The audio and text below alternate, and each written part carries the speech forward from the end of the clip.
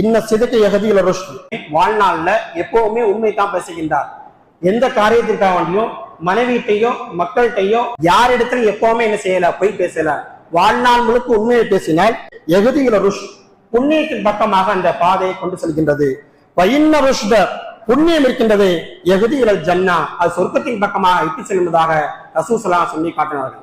வாழ்க்கையில் உண்மையே பேசுபவன், எதற்கும் பொய்யை பயன்படுத்தாதவன், வாழ்நாளிலே அந்த நாவை, அல்லாஹ் கொடுத்த நாக்கை பொய்க்கு பயன்படுத்தாதவன், உண்மைக்கு மட்டுமே பயன்படுத்தியவன், அந்த நாக்கு புண்ணியம் தரக்கூடிய நாக்காக மாறிவிடும். அப்படி புண்ணியம் செய்தால் அந்த புண்ணியத்தின் காரணமா அல்லாஹ் தஆலா அவனை சொர்க்கத்தை வரை இட்டு செல்வான் என்பதாக ரசூல் ஸல்லல்லாஹு அலைஹி வஸல்லம் சொல்லி காட்டினார்கள்.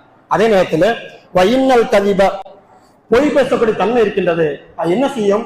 யஹதியுல், அநியாயத்தின் பக்கமாக இட்டு செல்லும். அந்த அநியாயம் எதன் பக்கமாக இட்டு செல்லும்? வஇன்னல் யஹதியுல் அன்னார், அது நரகத்தின் பக்கமாக இட்டு செல்லுவதாக ரசூல் ஸல்லல்லாஹு அலைஹி வஸல்லம் சொல்லி காட்டினார்.